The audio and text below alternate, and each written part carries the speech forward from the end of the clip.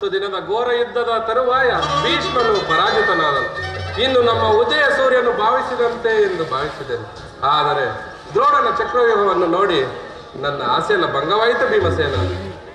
ಅಗ್ರಜ, ವ್ಯೂಹದ ಮಹಾದ್ವಾರದಲ್ಲಿ ಸ್ವಯಂ ದ್ರೋಣನೇ ಧನುರ್ಧಾರಿಯಾಗಿ ನಿಂತಿರುವನು. ಅವನನ್ನು ಸೋಲಿಸಿ ವ್ಯೂಹವನ್ನು ಭೇದಿಸುವುದು ಯಾರಿಂದಲೂ ಸಾಧ್ಯವಿಲ್ಲ.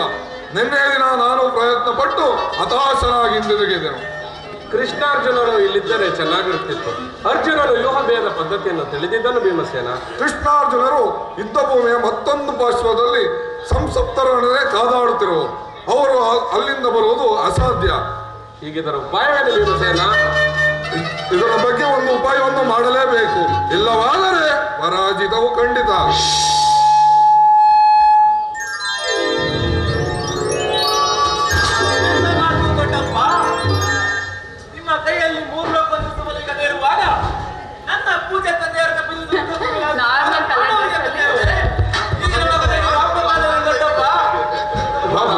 ಕುಮಾರಾಭಿಮನ್ಯು, ದ್ರೋಣನ ಚಕ್ರವ್ಯೂಹವನ್ನು ಭೇದಿಸುವ ಶಕ್ತಿಯು ನಮ್ಮಲ್ಲಿ.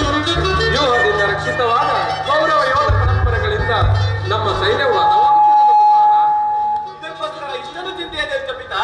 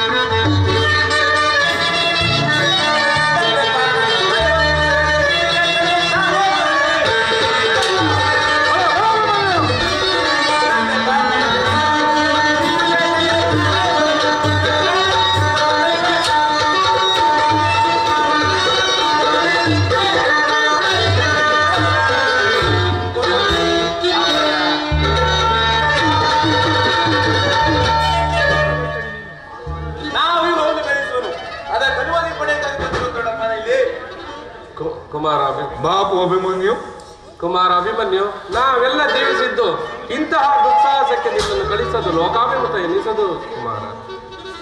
ದೊಡ್ಡಪ್ಪ, ನಾನು ಚಿಕ್ಕವನ್ನ ನಿಮ್ಮ ಕಣ್ಣ ಮುಂದೆ ಪಾರ್ಥಿವ ಶರೀರ ಚಿಕ್ಕದಿರಬಹುದು, ಆದರೆ ಇದರೊಳಗಿನ ಜೀವದಲ್ಲಿ ಚಿಕ್ಕದಲ್ಲ. ಕ್ಷಾತ್ರ ತೇಜಿನ ಪ್ರಕಾಶದಿಂದ ಧ್ವಜಾಲಮಾನವಾಗಿ ನನ್ನ ಈ ಮಾರ್ಗದಿಂದ ಕೃಷಿಯನ್ನು ಬೆಳೆಯಲು ಅವಕಾಶ ಮಾಡಿಕೊಂಡಿದ್ದಂತೆ ಹಾಗೆ ನನ್ನನ್ನು ಮಗನಾಗಿ ಪಡೆದನೇನು ಆನಂದದ ತಲೆದೂರಲ್ಲಿ ವೀರ ಪ್ರಸ್ವಾದ ಸುಭದ್ರೆಯು ಆನಂದ ಶುಭದಲ್ಲಿ ಯೋಗ್ಯವ್ಯಾಸವು ದೊರೆತಾಗ ವೇರದಿಂದ ಹೋರಾಡಿ ಕೀರ್ತಿಸಲು ಶಾಂತದೇನೆ ಅಮ್ಮ ಮರಣ ಶತ್ರು ಅಡಿಗೆ ಮನೆಯಲ್ಲಿ ಕಾಯಿ ಮನೆ ಕದೃಷ್ಟಿ ಕುಳಿತುಕೊಳ್ಳುವುದಲ್ಲ. ನಾ ತಾಯಿ ಗರ್ಭದಲ್ಲಿದ್ದಾಗಲೇ ವ್ಯರ್ಥ ಮಾಡಬೇಡಿದ್ದಂದೆ ಅದನ್ನು ಅನುಮತಿಯನ್ನು ಕೊಡುತ್ತಂದೆ. ಆಗ ತಿಳಿಯುವರಿ ಪಾರ್ಥನ ಮಗನು ಪಾರ್ಥನಂತೆ ಪರಾಕ್ರಮಶಾಲಿ ಎಂದು. ಅಗ್ರಜ, ಅಭಿಮನ್ಯುವಿನ ಪ್ರಾರ್ಥನೆಯನ್ನು ನಿರಾಕರಿಸಬೇಡ. ಈ ಉತ್ಸಾಹವನ್ನು ನಿರಾಸೆಗೊಳಿಸದಿರು. ನಾನು ಸೈನ್ಯವನ್ನು ತೆಗೆದುಕೊಂಡು ಅಭಿಮನ್ಯುವಿಗೆ ಸಹಾಯಕನಾಗಿ ನೀಡುವೆ. ಅಭಿಮನ್ಯು ವ್ಯೂಹವನ್ನು ಭೇದಿಸೊಡನೆ ಸೈನ್ಯವನ್ನೆಲ್ಲ ವ್ಯೂಹದ ಒಳಗೆ ನುಗ್ಗಿಸಿ ಭಿನ್ನ ಭಿನ್ನ ಮಾಡುವೆನು. ನಿನ್ನ ಇಷ್ಟದಂತೆ ಆಗಲಿ ಭೀಮಸೇನ. ಈ ಪ್ರಿಯ ಬಾಲಕನ ಪ್ರಾಣವನ್ನು ನಿನ್ನ ಕೈಯಲ್ಲಿಡುವನು. ನಿನ್ನ ಅಪ್ಪಣೆ ಅಂತ ಯುದ್ಧ ರಂಗದಲ್ಲಿ ಒಂದು ಕ್ಷಣವೂ ಇದನನ್ನು ಬಿಟ್ಟಿರಲಾಗದು. ಧನಂಜಯನ ಪ್ರಾಣ ಪದಕವು ಪುನಃ ಅವನನ್ನೇ ಸೇರಲಿ. ಕುಮಾರ ಅಭಿಮನ್ಯು, ದೊಡ್ಡಪ್ಪ, ವಿಜಯಶಾಲಿಯಾಗಿ ಹಿಂದಿರುಗು. ಆ ದ್ರೋಣನ ಚಕ್ರವ್ಯೂಹವು ನಿನಗೆ ಪುಷ್ಪವ್ಯೂಹವಾಗಲಿ. ದೊಡ್ಡಪ್ಪ,